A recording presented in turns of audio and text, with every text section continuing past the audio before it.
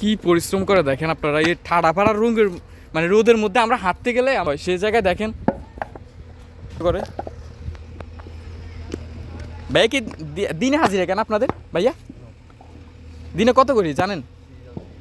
হ্যাঁ,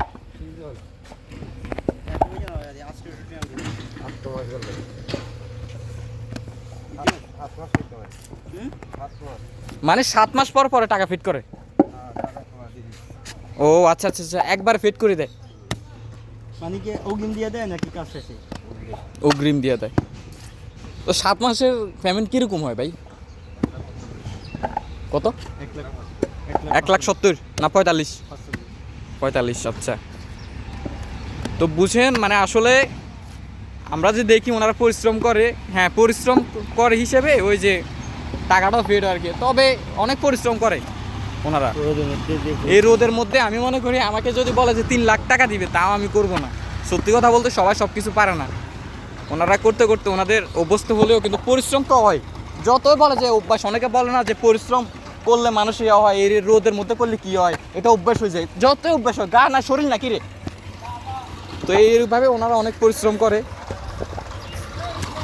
তো 800 এই কষ্ট করে 800 কি আমাদের মানে দিন হিসাব করতে গেলে 800 টাকা। আমাদের গ্রামে যে ওই লোকটা আছে 8টা বাজে উঠে 8 ঘন্টা। মানে দিন রাত পরিশ্রম করে কত টাকা? মাত্র 800 টাকা।